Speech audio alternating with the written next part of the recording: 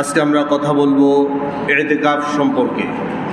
ইতিকাফ এমন একটি গুরুত্বপূর্ণ ইবাদত যা মানব সৃষ্টির উদ্দেশ্যকে ত্বরান্বিত করে। আল্লাহ সুবহানাহু ওয়া তাআলা মানব সৃষ্টির একমাত্র উদ্দেশ্যই বলতে গিয়ে তিনি বলেছেন, মানুষ এবং জিন এই দুইটা জাতিকে আমি সৃষ্টি করেছি একমাত্র শুধুমাত্র কেবলমাত্র আমার ইবাদতের জন্য। আর ইতিকাফটা হচ্ছে পৃথিবীর সমস্ত ব্যস্ততাকে পাশ কাটিয়ে সমস্ত অর্জনকে বিসর্জন দিয়ে 10টা দিন আল্লাহর রাহে ইবাদতে মশগুল হওয়ার এক সুবর্ণ সুযোগ। আসুন আল্লাহ তাআলার কোরআন থেকে আমরা শুনি। আল্লাহ রাব্বুল আলামিন মানব সৃষ্টির উদ্দেশ্য সম্পর্কে বলছেন কোরআন মাজিদের 51 নম্বর সূরা যারিয়াতের 56 নম্বর আয়াতে বলছেন, মা খালাকাতুল জিন্না ওয়াল ইনসা ইল্লা লিয়াবুদুন। মা খালাকাতুল জিন্না ওয়াল ইনসা, আমি মানুষ এবং জিনকে সৃষ্টি করেছি ইল্লা লিয়াবুদুন, শুধুমাত্র আমার ইবাদতের জন্য। আর ইবাদতের জন্য পরিবেশ, সময়, সুযোগ এটা অত্যন্ত গুরুত্বপূর্ণ একটা বিষয়। এজন্য আল্লাহ সুবহানাহু ওয়া তাআলা গুরুত্বপূর্ণ একটা মাসে, গুরুত্বপূর্ণ একটা রজনীর অনুসন্ধানে মানুষের জন্য 10টা দিন ইতিকাফ করার এক সুবর্ণ সুযোগ তিনি তৈরি করে দিয়েছেন, যাতে করে মানুষ তার সৃষ্টির উদ্দেশ্যকে ত্বরান্বিত করতে পারে। যেহেতু আমাদের সৃষ্টির উদ্দেশ্য হচ্ছে আল্লাহর ইবাদত করা, বিভিন্ন পরিবেশ পরিস্থিতির অভাবে, বিভিন্ন জাগতিক মানসিক বিভিন্ন চাপের কারণে আমরা অনেক সময় এই উদ্দেশ্যকে ত্বরান্বিত করতে পারি না, অথবা এই উদ্দেশ্যকে ত্বরান্বিত করার ক্ষেত্রে আমরা বিভিন্নভাবে বাধাগ্রস্ত হয়ে পড়ি। এই জন্য আল্লাহ সুবহানাহু ওয়া তাআলা একটা সুবর্ণ সুযোগ আমাদের জন্য তৈরি করে রেখেছেন। রমাদানের শেষ দশকের মধ্যে, বেজুর রাত্রির মধ্যে একটা গুরুত্বপূর্ণ রাত্রির অনুসন্ধানকে কেন্দ্র করে 10টা দিন বান্দাকে তার ঘরে এনে তার সাথে একটা গুরুত্বপূর্ণ একটা সেতুবন্ধন তৈরি করার সুযোগ দিয়েছেন। সুবহানাল্লাহ। এই ইতিকাফ সম্পর্কে আল্লাহ সুবহানাহু ওয়া তাআলা বলছেন, এই ইতিকাফকারী, তাওয়াফকারী, রুকু এবং সিজদাকারী, এই 3 শ্রেণীর মানুষকে আল্লাহ সুবহানাহু ওয়া তাআলার কাছে সবচাইতে প্রিয় হিসেবে আল্লাহ তাআলা গুরুত্ব দিয়েছেন। সুবহানাল্লাহ। কয় শ্রেণী ভাই? 3 শ্রেণী। একটা হচ্ছে আল্লাহর ঘর তাওয়াফকারী, 2 নম্বর হচ্ছে যারা ইতিকাফকারী, আর 3 নম্বর হচ্ছে রুকু এবং সিজদাকারী। এই 3 শ্রেণীর জন্য জলিল কদর 2 জন পয়গম্বরকে আল্লাহ সুবহানাহু ওয়া তাআলা নাম ধরে বলছে, হে ইব্রাহিম, হে ইসমাইল, তোমরা বাপ বেটা মিলে আমার ঘরকে পবিত্র করো, পরিচ্ছন্ন করো, এটাকে ধুলাবালি মুক্ত রাখো। এই 3 শ্রেণী হচ্ছে আল্লাহর মেহমান। কার মেহমান? আসুন আল্লাহর কোরআন থেকে আমরা শুনি। কোরআন মাজিদের 2 নম্বর সূরা আল বাকারার 125 নম্বর আয়াত আল্লাহ তাআলা বলছেন, ওয়াহিদনা ইলা ইব্রাহিম ওয়া ইসমাঈলা আন তাহহিরা বাইতিয়া লিত-তাইফিনা ওয়াল আকিফিনা ওয়ার রুকআইস সুজুদ।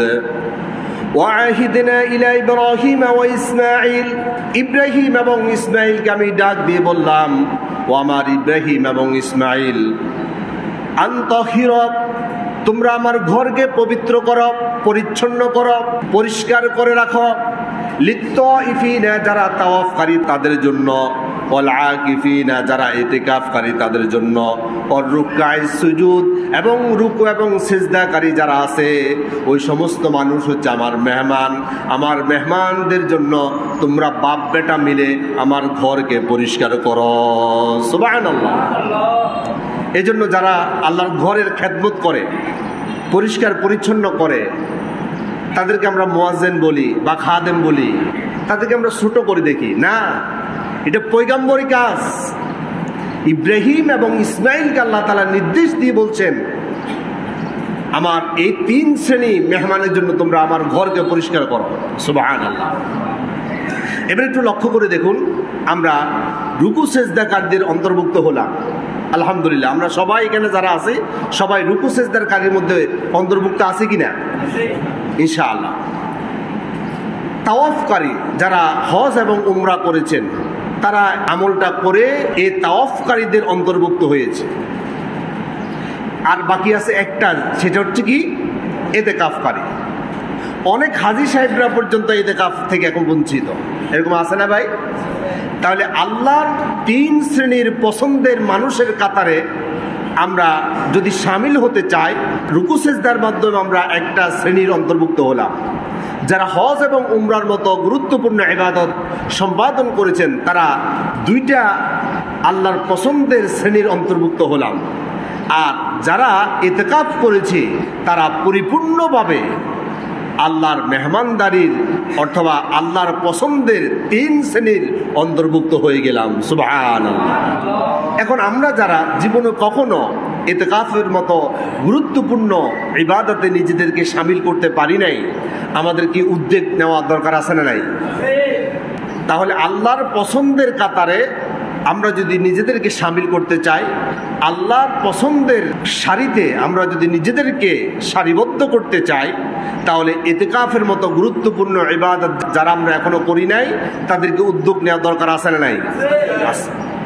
আপনি মনে করতেছেন আপনার অনেক ব্যবসা বাণিজ্য আছে, আপনার বিভিন্ন চাকরি বাকরি আছে, ক্ষেত কামার আছে, আপনার উপার্জনের এই সুবর্ণ সুযোগটা আপনি যদি ইতিকাফ করেন তাহলে হারিয়ে ফেলবেন।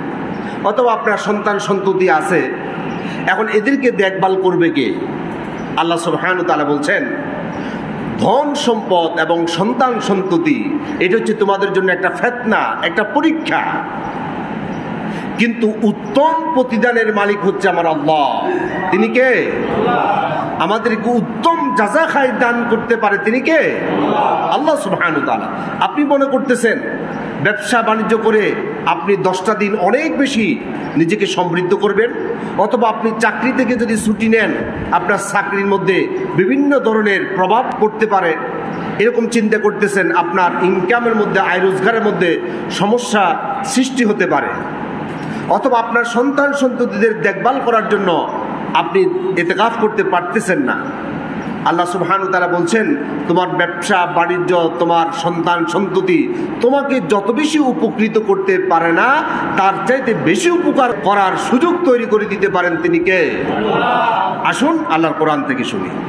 কোরআন মাজিদের 66 নম্বর সূরা, সূরা তাগাবুনের 15 নম্বর আয়াত আল্লাহ তাআলা বলছেন, ইন্নামা আমওয়ালুকুম ওয়া আওলাদুকুম ফিতনাহ ওয়াল্লাহু ইনদাহু আজরুন আযীম।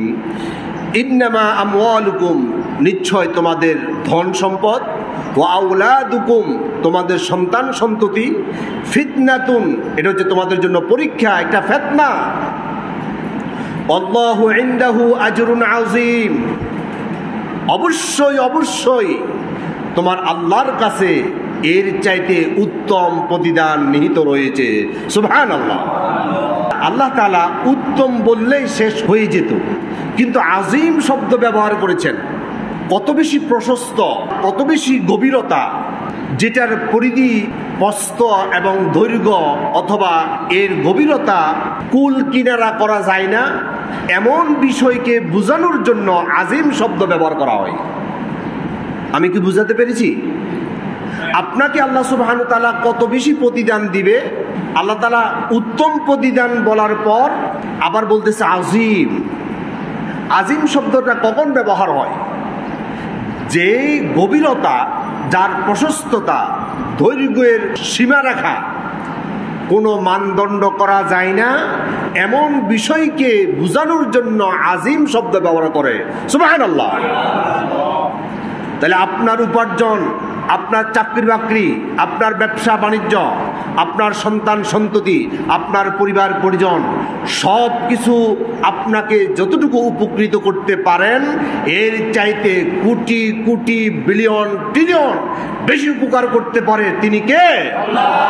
এই জন্য আল্লাহ সুবহানাহু ওয়া তাআলা বলছেন আল্লাহু ইনদাহু আজরুন আযীম, নিশ্চয় তোমাদের জন্য উত্তম প্রতিদানের সর্ববৃহৎ প্রতিদান রয়েছে তোমাদের রবের নিকট। সুবহানাল্লাহ। এবার আল্লাহ রাব্বুল আলামিন অন্যত্র বলছেন তোমাদের সম্পদ, তোমাদের সন্তান এগুলো হচ্ছে একমাত্র দুনিয়ার জীবনের একটা শোভা মাত্র, কিন্তু তোমার রবের কাছে তোমরা যে প্রতিদান আশা করো ওই আশাটাই হচ্ছে সর্ব উৎকৃষ্ট আশা। বলেন সুবহানাল্লাহ। আসুন আল্লাহর কোরআন থেকে শুনি 18 নম্বর সূরা সূরাল কাহফের 46 নম্বর আয়াত আল্লাহ তাআলা বলছেন আল মালু ওয়াল বানুনা জিনাতুল হায়াতিদ দুনিয়া ওয়াল বাকিয়াতুস সালিহাতু খায়রুন ইনদা রাব্বিকা সাওয়াবান ওয়া খায়রুন আমালা। আল মালু তোমাদের ধন সম্পদ, ওয়াল বানুনা তোমাদের সন্তান সন্ততি, জিনাতুল হায়াতিদ দুনিয়া এটা দুনিয়ার একটা শোভা, দুনিয়ার একটা চাকচিক্য, দুনিয়ার একটা আনন্দ উপভোগ ছাড়া আর কিছু নয়। যার স্ত্রী সন্তান আছে সেই জানে দুনিয়ার কেমন রহমতের, অর্থাৎ যার সন্তান আছে সে সন্তানের মায়া বুঝে, যার স্ত্রী আছে তার স্ত্রীর মায়া বুঝে। সন্তান এবং স্ত্রী থাকার কারণে দুনিয়াটা আমাদের কাছে স্বাচ্ছন্দ্যময়, আর এটা যদি না থাকতো দুনিয়াটা আমাদের কাছে অসার মনে হতো। এই যে আপনি মাথার ঘাম পায়ে ফেলে কঠোর পরিশ্রম করছেন দিনের পর দিন, রাতের পর রাত, এটা কি আপনি নিজের জন্য করছেন? আপনার পরিবারের জন্য করছেন। পরিবারের মধ্যে কে আছে? মা বাবা, সন্তান সন্ততি, স্ত্রী পরিজন, তারাই তো। এটা আছে বিদায়ী আপনি কষ্টকে কষ্ট মনে করতেছেন না, পরিশ্রমকে পরিশ্রম মনে করতেছেন না। অথচ আপনার এক পেট ফালতে কি লাগে না, এত পরিশ্রম লাগে না। আপনি নিজে চলবেন, এত পরিশ্রম করা লাগে না। কিন্তু পরিবারের জন্য দুনিয়ার চাকচিক্যতা অথবা শোভাবর্ধন আপনাকে অনুপ্রাণিত করে। এই জন্য আপনি এইভাবে হাড় ভাঙা পরিশ্রম করে পরিবারকে সমৃদ্ধ করতে আপনি নিরলসভাবে সংগ্রাম চালিয়ে যাচ্ছেন, ঠিক নয় কি ভাই? আল্লাহ রাব্বুল আলামিন বলছেন ধন সম্পদ এবং সন্তান সন্ততি জিনাতুল হায়াতিদ দুনিয়া, এটা হচ্ছে দুনিয়ার সৌন্দর্য, এটা অস্থায়ী। একদিন আপনি চলে যাবেন, আপনার স্ত্রী সন্তান সবাই চলে যাবে, এটা ক্ষণস্থায়ী, এটা স্থায়ী নয়। কিন্তু স্থায়ী হচ্ছে কি? আল্লাহ রাব্বুল আলামিন বলছেন আল বাকিয়াতুস সালিহাতু, তোমাদের আমলের সলিহ গুলো হচ্ছে তোমাদের জন্য স্থায়ী সম্পদ। খায়রুন ইনদা রাব্বিকা সাওয়াবান, তোমাদের রবের পক্ষ থেকে যে সওয়াব তোমাদেরকে দান করা হবে এটা হচ্ছে স্থায়ী। আপনি মরে যাবেন, ধ্বংস হয়ে যাবেন, মাটির সাথে মিশে যাবেন, কিন্তু আপনার আমলগুলো আল্লাহ সুবহানাহু ওয়া তাআলা ফুনকানু ভাবে হেফাজত করবে, সংরক্ষণ করবে, আর যথাসময় আপনাকে যথাযথ পুরস্কারে পুরস্কৃত করবে। সুবহানাল্লাহ। ও খায়রুন আমালা, আর তোমরা আল্লাহর কাছে যে প্রতিদান আশা করো এটি হচ্ছে উত্তম। তার কাছে আশা করা যায়, তিনি আশাকে সফলতার প্রতিফলন তিনিই ঘটাতে পারে, আর কেউ এটি পারে না। আমি অনেক ধরনের ওয়াজ নসিহত করলাম, আপনি এই কান দিয়ে শুনলেন আর অন্য কান দিয়ে বের করে দিলেন। আপনি চিন্তা করছেন হুজুরের কাজ হচ্ছে ইতিকাফ আসলে হুজুরে ইতিকাফের ওয়াজ করবে, আমরা মুসল্লি হিসাবে ওয়াজ শুনে আবার ঘরে গিয়ে ঘুমাবো, ইতিকাফ করা আমার এত বেশি জরুরি না। এরকম কিছু চিন্তাশীল মানুষ আছে না নাই? এদের জন্য ভয়াবহ আল্লাহর কোরআনের বাণী আছে। আল্লাহ রাব্বুল আলামিন বলছেন যারা নাকি আমার আয়াতে কারিমা শোনার পর এই আয়াতের উপর আমল করার প্রচেষ্টা চালাবে না, এই আয়াতে কারিমার উপর আমল করার জন্য চেষ্টা সাধনা করবে না, আমি কিয়ামতের দিন তাদেরকে আমি রব নিজের পক্ষ থেকে আমি ভুলে যাব, কারণ তারা আমার আয়াতগুলোকে এইভাবে প্রত্যাখ্যান করেছে, এইভাবে তারা ভুলে গিয়েছে। বলেন নাউজুবিল্লাহ। আসুন আল্লাহর কোরআন থেকে শুনি। 20 নম্বর সূরা, সূরা তাহার 124 থেকে 126 নম্বর আয়াত। আল্লাহ তাআলা বলছেন, ওয়ামান আ'রাদা আন যিকরি ফাইন্না লাহু মাঈশাতান দনকা ওয়া নাহশুরুহু ইয়াওমাল কিয়ামাতি আ'মা قال رب لم حشرتني أعمى وقد كنت بصيرا। আল্লাহ রাব্বুল আলামিন বলছেন, ওমান আ'রাদা আন যিকরি, আমার জিকির থেকে, আমার স্মরণ থেকে, আমার কোরআনের আয়াতগুলো থেকে যারা মুখ ফিরিয়ে নেবে, যারা আমল করার চেষ্টা করবে না, তারা এই আমলের উপর জীবন গঠন করার জন্য প্রচেষ্টা চালাবে না, ফাইন্না লাহু মাঈশাতান দনকা, আমি তাদের জীবনকে সংকুচিত করে দিব। কে বলছেন? আল্লাহর নামটা আমরা সবাই নিতে পারলাম না। কে বলছেন? কেউ যদি আল্লাহর কিতাবের উপর আমল করার প্রচেষ্টায় নিজেকে নিয়োজিত না করে, আল্লাহ তাআলা বলছেন ফাইন্না লাহু মাঈশাতান দনকা, আমি তাদের জীবনকে সংকুচিত করে দিব।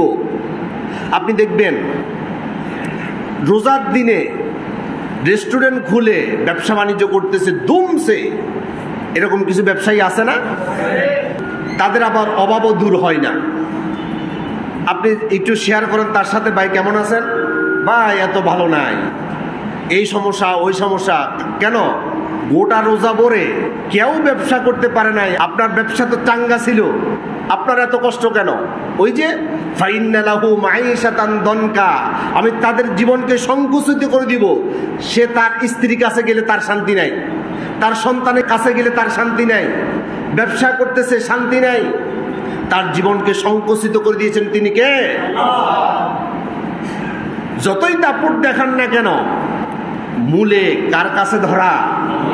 আল্লাহর কাছে। আল্লাহকে ভয় করুন, এমন কোন শব্দ চয়ন করবেন না যা আল্লাহ নারাজ হয়ে যায়। আল্লাহ রাব্বুল আলামিন বলছেন, শুধু আমি তাদের জীবনকে সংকুচিত করে দিয়ে শেষ করব না, ওয়ানাহশুরুহু ইয়াউমাল কিয়ামাতি আ'মা, কিয়ামতের দিন আমি তাদেরকে অন্ধ করে তুলব। কিয়ামতের দিন তাদেরকে অন্ধ করে যখন তোলা হবে, তারা আল্লাহর কাছে ফরিয়াদ করে বলবে, ক্বালা রাব্বি লিমা হাশারতানি আ'মা, ও আমার রব, আমাকে কেন আপনি অন্ধ করে তুলেছেন? ওয়াকাদ কুনতু বাসীরা, আমি তো দুনিয়ার জীবনের মধ্যে চক্ষুষ্মান ছিলাম, আমার চোখের দৃষ্টি অনেক সুন্দর ছিল, কিন্তু আপনি আমাকে কেন কিয়ামতের ময়দানে অন্ধ করে তুললেন? তখন আল্লাহ তাআলা বলবেন, ক্বালা কাযালিকা আতাতকা আয়াতুনা, আমার আয়াতগুলো তোমার কাছে এসেছিল, তুমি দেখেও না দেখার ভান করেছিলে, বুঝেও না বুঝার ভান করেছিলে। যে চোখ দিয়ে আমার আয়াতগুলো দেখে না দেখার ভান করেছ, বুঝেও না বুঝার ভান করেছ, এই জন্য তোমরা যেভাবে আমার আয়াতগুলো ভুলে গিয়েছিলে, আজকে কিয়ামতের দিন আমি আল্লাহ তোমাদেরকে ভুলে গেলাম। নাউযুবিল্লাহ। ফানাসিতাহা ওয়া কাযালিকাল ইয়াউমা তুনসা, তোমরা যেভাবে আমার আয়াতগুলো ভুলে গেলা, সেইভাবে আজকেও আমি তোমাদেরকে ভুলে গেলাম। নাউযুবিল্লাহ। কিয়ামতের দিন যদি আমার রব আমাদেরকে ভুলে যায়, আমাদের যদি প্রত্যাখ্যান করে তিনি, আমাদের কোনো উপায় আছে? সুতরাং গুনাহ ক্ষমার একমাত্র সুবর্ণ সুযোগ হচ্ছে এই মাহে রমাদান। পবিত্র মাহে রমাদান যার জীবনে আসলো, আল্লাহর কাছ থেকে সে ক্ষমা নেওয়ার আগে আবার রমজান শেষ হয়ে গেল। নবী করিম সাল্লাল্লাহু আলাইহি সাল্লাম বলছে, তার উপর আমার অভিশাপ। আচ্ছা, রাসূলের অভিশাপ কবুল হবে না এরকম কোনো সন্দেহ আছে? রাসূল যেহেতু আমাদেরকে অভিসম্পাদ দিচ্ছে যারা গুনাহ ক্ষমা করতে পারলো না তাদের ব্যাপারে, তাহলে গুনাহ ক্ষমার ব্যাপারে আমাদেরকে সতর্ক এবং সজাগ, আরো বেশি আল্লাহর রাহে নিজেদেরকে সঁপে দেওয়ার এক দুর্দান্ত প্রতিযোগিতায় লিপ্ত হওয়ার দরকার আছে না নাই? আল্লাহ তাআলা তৌফিক দান করুন, আমরা বলি আমিন। আসুন রাসূলের হাদিস থেকে শুনি আমরা। জামিউ তিরমিজির হাদিস, হাদিস নাম্বার 3545, عن أبي هريرة رضي الله تعالى عنه قال قال رسول الله صلى الله عليه وسلم রাগিমা আনফু রাজুলিন দাখালা আলাইহি রমাদান তুম্মা সালাখা ক্বাবলা আন ইউগফার লাহু। নবীজি সাল্লাল্লাহু আলাইহি সাল্লাম বলছেন, রাগিমা আনফু রাজুলিন, ওই ব্যক্তির নাক ভুলুণ্ডিত হোক, ওই ব্যক্তি ধ্বংস হোক, ওই ব্যক্তির উপর আল্লাহর অভিসম্পাদ, দাখালা আলাইহি রমাদান, যার জীবনের মধ্যে রমজান মাস আসলো, তুম্মা সালাখা ক্বাবলা আন ইউগফার লাহু, তার গুনাহ ক্ষমার আগেই রমজান শেষ হয়ে গেল। তাহলে আমাদের রমজান শেষ হয়ে যাচ্ছে। আজকে কত রমজান ভাই? এই যে আস্তে আস্তে করে আজকে 13টা যাচ্ছে, এরপর সামনের দিনগুলো আরো দ্রুত চলে যাবে, কিন্তু আমাদের আমলনামা থেকে আমাদের গুনাহগুলো চলে যাচ্ছে কিনা এটা নিয়ে আমাদের কোনো টেনশন আছে? কোনো আল্লাহর বান্দা যদি 20টা রমজানের ভিতরে তার ক্ষমা নিশ্চিত করতে না পারে, অথবা নিশ্চিত হয়েছে কিনা এই ব্যাপারে তার সন্দেহ কাজ করে, আল্লাহ সুবহানাহু ওয়া তাআলা শেষ দশকে ইতিকাফের সুযোগ তৈরি করে রেখেছেন, যাতে করে বান্দা অন্তত ইতিকাফের মাধ্যমে তার জীবনের সমস্ত গুনাহগুলো ক্ষমা করে নিতে পারে। সুবহানাল্লাহ। ইতিকাফ করলে আপনার জিন্দেগির সমস্ত গুনাহগুলো ক্ষমা করে দিবেন তিনি কে? আসুন রাসূলুল্লাহর হাদিস থেকে শুনি। ইমাম দারমির হাদিস গ্রহণ করেছেন, আন আয়েশা রাদিয়াল্লাহু তাআলা আনহা قالت قال رسول الله صلى الله عليه وسلم من اعتكف إيمانا واحتسابا غفر له ما تقدم من ذنبه। নবীজি সাল্লাল্লাহু আলাইহি সাল্লাম বলছেন, মান ইতাকাফা, কেউ যদি ইতিকাফ করে, ঈমানান ওয়া ইহতিসাবান, ঈমান এবং ইহতিসাব সহকারে, গুফির লাহু মা তাকদ্দামা মিন যামবিহি, এই 10টা দিন আল্লাহর গোলাম আল্লাহর ঘরে ইতিকাফ করার কারণে গুফির লাহু মা তাকদ্দামা মিন যামবিহি, তার পিছনের জিন্দেগির সমস্ত গুনাহগুলো আল্লাহ তাআলা ক্ষমা করে দেন। তাহলে 20টা দিন আমরা যদি গুনাহ ক্ষমাকে নিশ্চিত করতে না পারি, অন্তত এই হাদিস দ্বারা বোঝা যাচ্ছে আমি আপনি যদি ইতিকাফটা উদযাপন করতে পারি, আল্লাহ সুবহানাহু ওয়া তাআলা আমাদেরকে নিশ্চিত ক্ষমা করে দেওয়ার ঘোষণা দিয়েছেন। আল্লাহ তাআলা আমাদেরকে ক্ষমাকারীদের অন্তর্ভুক্ত করে নিন, আমরা বলি আমিন।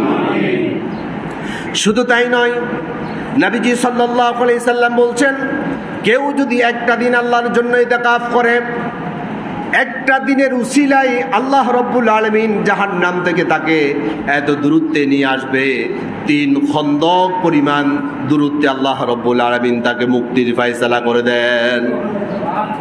ইমাম তাবরানী হাদিস গ্রহণ করেছেন, عن ابن عباس رضي الله تعالى عنه قال قال رسول الله صلى الله عليه وسلم من اعتكف يوما ابتغاء وجه الله جعل الله بينه وبين النار 3 خنادق أبعد مما بين الخافقين।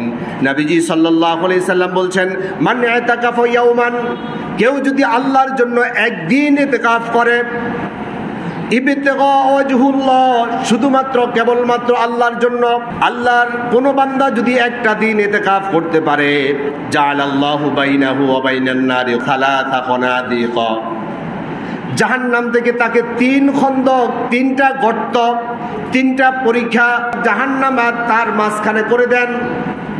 আবাদু মিম্মা বাইনাল খাফিকাইন, এক একটা খন্দক, এক একটা গর্তের দূরত্ব হচ্ছে পৃথিবীর এক প্রান্ত থেকে অপর প্রান্ত পর্যন্ত। সুবহানাল্লাহ। তাহলে জাহান্নাম থেকে মুক্তির এক সুবর্ণ সুযোগ। আমরা কেউ কি জাহান্নাম যেতে চাই? আমরা সবাই জাহান্নাম থেকে মুক্তি চাই, পানাহ চাই।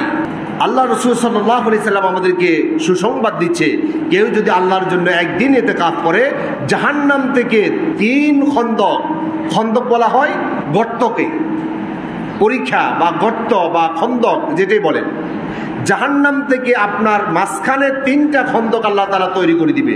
এক একটা খন্দক 2 প্রান্তের সমান। বাইনাল খাফিকাইন, 2 প্রান্ত বলা হয় কেমন? পৃথিবী দক্ষিণে একটা প্রান্ত, উত্তরে আরেকটা প্রান্ত, এই 2 প্রান্তের সমপরিমাণ একটা খন্দক। এইভাবে 3টা খন্দক আল্লাহ তাআলা একদিনের বিনিময় বান্দাকে জাহান্নাম থেকে মুক্তির ব্যবস্থা করে দেন। সুবহানাল্লাহ। শুধু তাই নয়, নবী করিম সাল্লাল্লাহু আলাইহি সাল্লাম বলছেন, কেউ যখন রমজানের 10টা দিন ইতিকাফ করে আল্লাহ সুবহানাহু ওয়া তাআলা বান্দা ইতিকাফ শেষ করার সাথে সাথে 2টা কবুলকৃত হজ এবং 2টা উমরার সওয়াব আল্লাহ তাআলা তার আমলনামা দান করে দেন।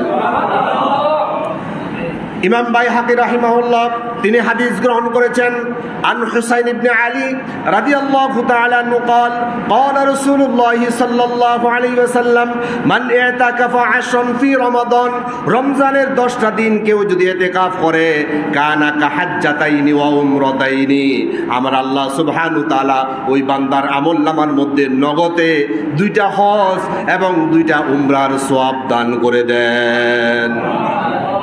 শুধু তাই নয়, রাসূলুল্লাহ বলছেন নগদ আরো কিছু পুরস্কার আছে। নগদ পুরস্কার হচ্ছে ইতিকাফ এমন একটা ইবাদত যে ইবাদতটা পৃথিবীর সমস্ত পাপ রাশি থেকে তোমাকে আলাদা করে দিবে। পৃথিবীর মধ্যে যত ধরনের ন্যাক কাজ আছে সব ন্যাক কাজগুলো তো মসজিদের ভিতরে থাকা অবস্থায় তুমি ন্যাক কাজগুলো করতে পারো না, কিন্তু না করার সত্ত্বেও আল্লাহ সুবহানাহু ওয়া তাআলা তোমার আমলনামার মধ্যে ওই ন্যাক কাজের সওয়াব দান করে দেন। রাসূলের হাদিস থেকে শুনুন, সুনান ইবনে মাজার হাদিস, হাদিস নাম্বার 1781 নাম্বার হাদিস। আন ইবনে আব্বাস রাদিয়াল্লাহু তাআলা আনহু قال قال رسول الله صلى الله عليه وسلم في المعتكف هو يعتكف الذنوب ويجرى له من الحسنات كعامل الحسنات كلها। ভালোভাবে একটু লক্ষ্য করুন, রাসূল করিম সাল্লাল্লাহু আলাইহি সাল্লাম বলছেন ইতিকাফ এমন একটা গুরুত্বপূর্ণ ইবাদত। ফিল মুতাকিফি ইতিকাফকারীকে হুয়া ইয়াতাকিফুজ যুনুবা সমস্ত গুনাহ থেকে তাকে বাঁচাইয়া দেয়।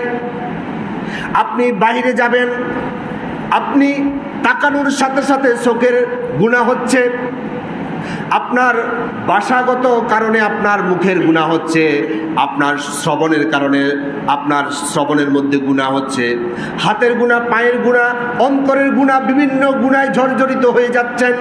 কিন্তু আল্লাহর ঘরে আপনি 10টা দিন যখন থাকবেন সমস্ত গুনাহ থেকে আপনাকে এই ইতিকাফ আপনাকে পবিত্র করে দেয়। এখন আপনি চিন্তা করতে পারেন বাইরে থেকে তো অনেক ভালো ভালো কাজ করা যায় না ভাই? আমি ইতিকাফ করলাম না, বাইরে থেকে অনেক জনকল্যাণময় আমি কাজ করলাম। নবী করিম সাল্লাল্লাহু আলাইহি সাল্লাম বলছেন ওয়ায়ুজরা লাহু মিনাল হাসানাতি, বাহিরে যত হাসানাত আছে, নেক কাজ আছে, ভালো কাজ আছে, কাআমিলিল হাসানাতি কুল্লিহা, রাসূল সাল্লাল্লাহু আলাইহি সাল্লাম বলছেন কুল্লিহা, প্রত্যেকটা নেক আমল তুমি করতে না পারলেও ইতিকাফের উসিলায় আল্লাহ সুবহানাহু ওয়া তাআলা সমস্ত নেক কাজের সওয়াব তোমার আমলনামায় আল্লাহ তাআলা ভরপুর করে দিবেন।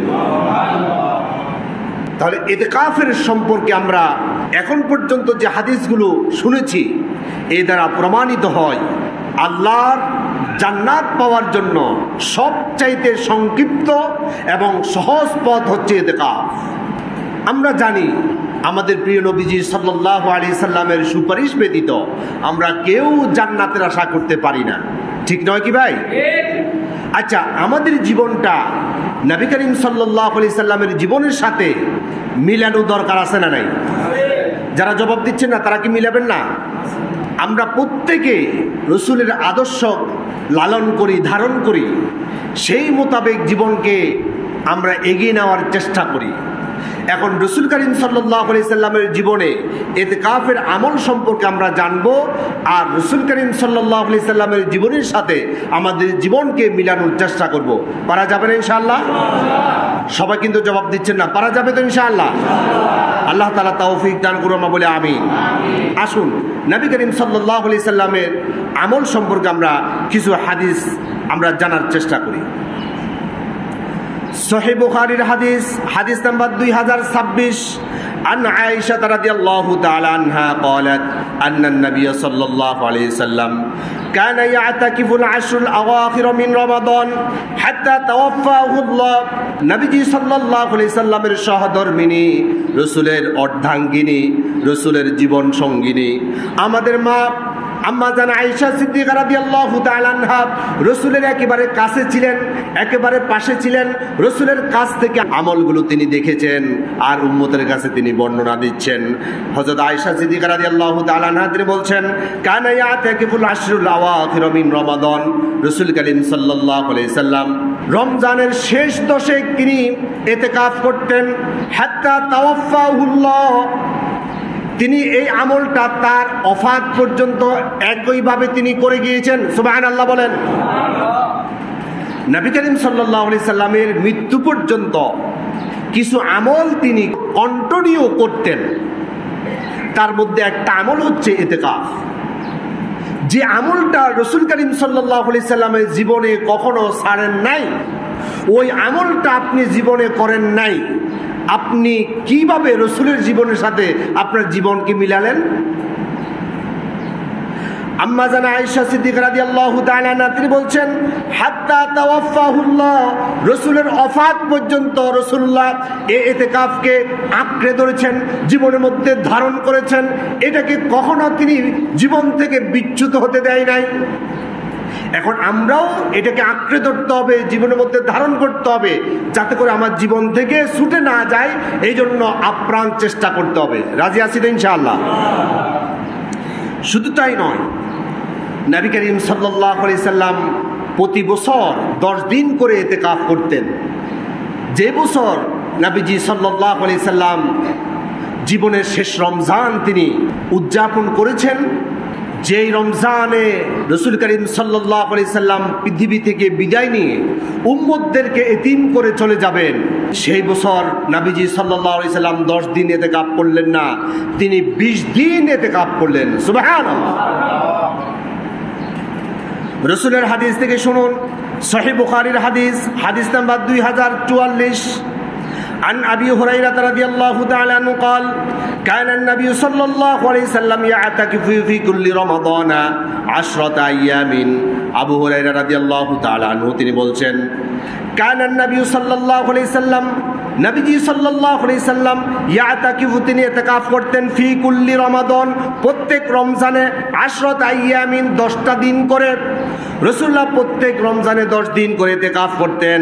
ফালাম্মা কানাল আমুল্লাযী কুবিদা আলাইহি ইতাকাফা 20 ইয়াওমান, যে বছরটা রাসূল সাল্লাল্লাহু আলাইহি সাল্লাম পৃথিবী থেকে বিদায় নিয়ে শেষ রমজান হিসেবে তিনি উদযাপন করেছেন, ইতাকাফা 20 ইয়াওমান, রাসূলুল্লাহ ওই বছর 10টা দিন করলেন না, রাসূলুল্লাহ 20 দিন ইতিকাফ করেছেন। আচ্ছা, এবার আমার আপনার জীবনের সাথে একটু মিলান।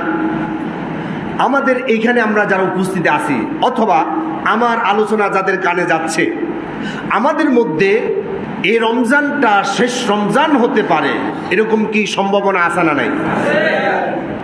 এই রমজানটা আমাদের কারো কারো জীবনের শেষ রমজান হতে পারে কি পারে না? আচ্ছা, রাসূলের শেষ রমজানের মধ্যে ইতিকাফ ছিল কয়দিন? 20 দিন। আর আমার শেষ রমজানের মধ্যে যদি 10টা দিনও না থাকে, রাসূলের উম্মত দাবি করবেন কোন আকলে? এখন কি রাসূলের জীবনের সাথে মিলানোর জন্য আমার এই রমজানকে শেষ রমজান হিসেবে গ্রহণ করে অন্তত পক্ষে 10টা দিন ইতিকাফ করার উদ্যোগ গ্রহণ করার, ইমানি চেতনা সৃষ্টি করার জন্য আমাদের মধ্যে আমরা রাজি আছি না নাই? কি সবাই মনে রাজি নাই? উদ্যোগ গ্রহণ করুন, সর্বোচ্চ চেষ্টা নিয়ে, আন্তরিকতা নিয়ে আল্লাহর কাছে দোয়া করুন। আপনার সকল ব্যস্ততার পাশ কাটিয়ে আপনার ইতিকাফ করার সহজ রাস্তা বের করার দায়িত্ব আমার আল্লাহর। কার? আপনি মনে করেন আপনি জুমাতে এসেছেন, আপনার ক্যাপাসিটি দিয়ে আপনি ইবাদত করতেছেন? নো। আমার আল্লাহ যখন চাইবে আপনি তখন ইবাদত করতে পারবেন, এর বাহিরে আপনি পারবেন না। আপনি দেখুন, রমজান মাস চলছে, বিছানায় কাতরাচ্ছে, 2 রাকাত নামাজ আল্লাহর সামনে উপস্থাপন করবে এমন সুযোগ নাই, চোখের পানি জড়াচ্ছে, হায় সারা জীবন কি করলাম, এখন রমজান মাস আসলো, এখন আল্লাহর সামনে একটা সেজদা দিতে পারলাম না, পারতেছি না। এরকম কি আমার আপনার জীবনে হতে পারে কি পারে না? কয়েকদিন আগেও চোখের পানি ছেড়ে আমাকে কেঁদে কেঁদে বলেছিলেন, হুজুর অসুস্থতার কারণে তারাবি পড়তে পারতেছি না, অসুস্থতার কারণে আমি তাহাজ্জুদ পড়তে পারতেছি না, রোজা রাখতে পারতেছি না। আসলেই আপনি মনে করতেছেন আমার হায়াত আরো লম্বা। আপনি হায়াত লম্বা পেতে পারেন, কিন্তু ইবাদতের সুযোগটা আপনি পাবেন এটা কোনো গ্যারান্টি আছে? সুতরাং নবী করিম সাল্লাল্লাহু আলাইহি সাল্লামের এই সুন্নাহকে সর্বোচ্চ গুরুত্ব দিয়ে আন্তরিকতা নিয়ে আমরা প্রচেষ্টা চালাবো, যাতে করে আমাদের জীবন থেকে এটা মিস না হয়। আল্লাহ তাআলা তৌফিক দান করুন, আমরা বলি আমিন। এরপর নবী করিম সাল্লাল্লাহু আলাইহি সাল্লাম জীবনে 2 বছর ইতিকাফ ছুটে গিয়েছিল। 2টা বছরের মধ্যে 1 বছর তিনি সফরে ছিলেন। সফরে থাকার কারণে তিনি ইতিকাফ করতে পারলেন না, কিন্তু পরবর্তী বছর তিনি 20 দিন ইতিকাফ করে আগের বছরের কাজা সহ আদায় করে দিলেন। আসুন রাসূলের হাদিস থেকে শুনি।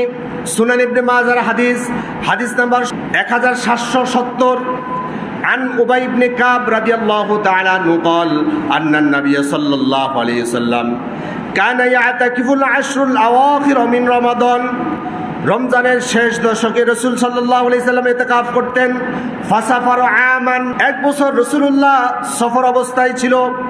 ফালাম্মা কানা মিনাল আমিল মুকবিলি ইতাকাফা 20 ইয়াওমান।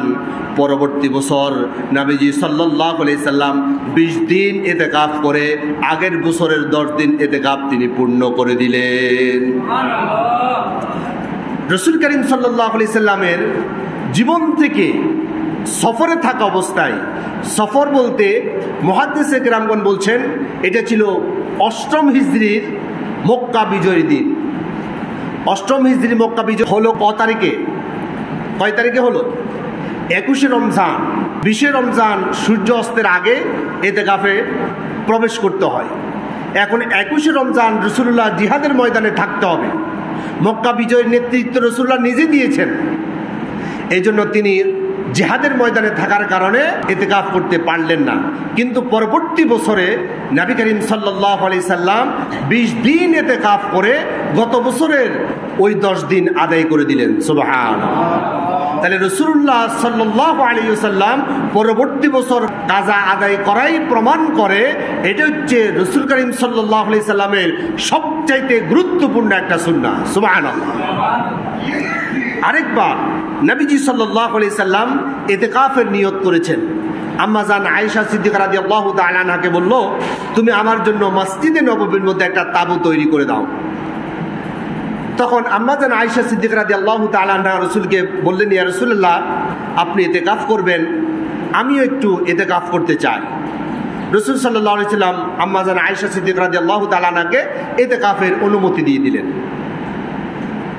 আম্মা জান আয়েশা সিদ্দিকা রাদিয়াল্লাহু তাআলা আনহার ঘর ছিল একেবারে মসজিদে নববীর একেবারে এই কর্নারে, একেবারে মিম্বারের পাশে। যখন কেউ ছিল না তখন তিনি একটা তাঁবু তৈরি করলো রাসূলের জন্য, আরেকটা তাঁবু তৈরি করলো নিজের জন্য। রাসূল পাক সাল্লাল্লাহু আলাইহি সাল্লাম অন্যান্য স্ত্রীরা দেখলো আয়েশা রাদিয়াল্লাহু তাআলা আনহা তিনি ইতিকাফ করতেছেন, তাহলে আমরা কেন পিছিয়ে থাকবো, আমরাও ইতিকাফ করব। এবার যার যার মতো করে প্রত্যেকের এক একটা তাঁবু তৈরি করলো। আজকের মতো মসজিদে নববী এত বিশাল ছিল না, তখন ছিল খুব ছোট।